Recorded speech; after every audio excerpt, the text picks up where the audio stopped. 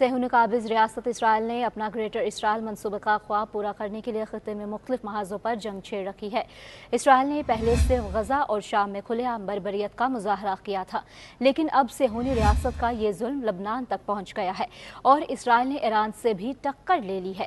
گو کہ ایران نے منہ توڑ جواب دیتے ہوئے اسرائیل پر 400 کے قریب بیلسٹک میزائل داغے اور جنگ کو مزید ہوا نہ دینے کی دھمکی بھی دی ہے، لیکن اسرائیل باز آنے کے موڈ میں ہی نہیں اور ایران کے نیوکلیئر پروگرام کو تباہ کرنے کی منصوبہ بندی کر رہا ہے، جو خطے میں بڑی تباہی کا سبب بننے لگا ہے۔ اسرائیل خطے میں موجود ممالک پر قبضہ کر کے بنی اسرائیلیوں کے وعدہ شدہ ریاست قائم کرنا چاہتا ہے۔ ان ممالک میں اردن، شام، لبنان، ایران، عراق، ترکیہ، فلسطین، مصر اور شمالی افریقہ کے کئی علاقے شامل ہیں۔ اسرائیل اپنے اس منصوبے کو پورا کرنے کے لیے کسی بھی حد تک جا سکتا ہے، جس میں آخری پڑاؤ اس کا سیمسن آپشن ہو سکتا ہے۔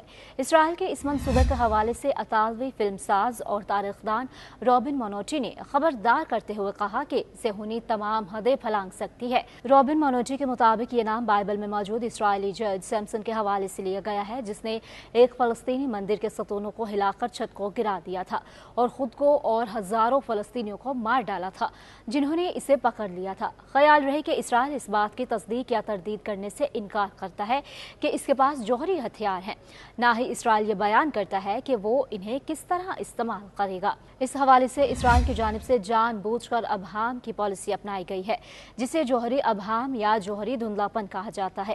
اس پالیسی نے اسرائیلی حکومت سے باہر کسی کے لیے بھی ملک کی حقیقی جوہری پالیسی کو قطعی طور پر بیان کرنا مشکل بنا دیا ہے۔ تاہم گزشتہ برسوں میں بعض اسرائیلی رہنماؤں نے اپنے ملک کی جوہری صلاحیت کا کھلے عام اعتراف کیا ہے اور اب کھلم کھلا جوہری ہتھیاروں کے استعمال کی دھمکیاں دے رہا ہے۔ گزشتہ دنوں ترکیہ کے صدر رجب طیب ایردوان بھی واضح کہہ چکے ہیں کہ لبنان کے بعد اسرائیل ترکیہ پر نظریں جمائے گا اور یہی گریٹر اسرائیل کا منصوبہ ہے۔ صدر ترکیہ رجب طیب ایردوان نے پارلیمنٹ سے خطاب میں بین الاقوامی برادری کو خبردار کرتے ہوئے واضح کیا ہے کہ اسرائیل کو ابھی نہ روکا گیا تو پورا خطہ جنگ کی لپیٹ میں آ سکتا ہے۔ گریٹر اسرائیل کا تصور نیا نہیں۔ اسرائیل کی طرف سے یہ بات ایک زمانے سے کہی جا رہی ہے کہ گریٹر اسرائیل کا تصور یہ ہے کہ یہودیوں سے آسمانی قطب میں جس سرزمین کا وعدہ کیا گیا ہے، اس میں اردن، مصر، فلسطین، عراق، شام اور لبنان کے علاقے شامل ہوں گے۔ جنوری میں اسرائیلی مصنف ایوی لپکن کا ایک انٹرویو وائرل ہوا تھا، جس میں انہوں نے دعویٰ کیا کہ ایک دن ہماری سرحدیں موجودہ سعودی عرب سے نہر فرات یعنی عراق تک پھیلی ہوئی ہوں گی۔ اسرائیلی مصنف نے یہ دعویٰ بھی کیا تھا کہ ایک دن مکہ اور مدینہ بھی ہماری زیر نگیں ہوں گے۔ اقوام متحدہ نے 1947 میں فلسطین کو یہودی اور عرب ریاست میں تقسیم کر کے بیت المقدس کو بین الاقوامی شہر قرار دیا تھا، مگر سابق اسرائیلی وزیر اعظم بیگن کا کہنا تھا کہ فلسطین کی یہ تقسیم غیر قانونی ہے۔ بیت المقدس یہودیوں کا ہے اور یہودیوں ہی کا رہے گا۔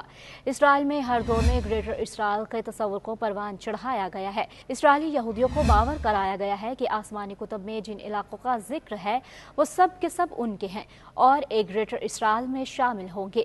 فی زمانہ اسرائیل میں گریٹر اسرائیل کا بنیادی تصور یہ ہے کہ اس میں گولان کی پہاڑیاں، غرب اردن اور غزہ شامل ہیں۔ مشرق وسطیٰ کے امور کے ماہرین کا کہنا ہے کہ گریٹر اسرائیل کا تصور محض فسانہ ہے۔ یہودیوں کی مذہبی تعلیمات کے مطابق گریٹر اسرائیل سے مراد سلطنت عثمانیہ کے وہ تمام علاقے ہیں جہاں یہودی آباد تھے۔ مصر سے نکل کر آنے پر یہودی فلسطین میں آباد ہوئے تھے اور اسرائیلی حکومت اسے آج بھی جودھیا صوبے کا حصہ مانتی ہے۔ ماہرین کے مطابق گریٹر اسرائیل محض ایک تصور ہے جس کی عملی تعبیر ممکن نہیں۔ جب یہودی حضرت یوسف علیہ السلام کے دور میں مصر میں آباد ہوئے تب ان کی حکومت شام تک تھی اور وہیں سے گریٹر اسرائیل کا تصور آیا ہے۔ YouTube پر گوگلی نیوز دیکھنے کے لیے youtube.com کی سرچ بار میں googly news T V type کریں۔ گوگلی نیوز کے پیج پر سرخ رنگ کے سبسکرپشن والے بٹن پر کلک کرنا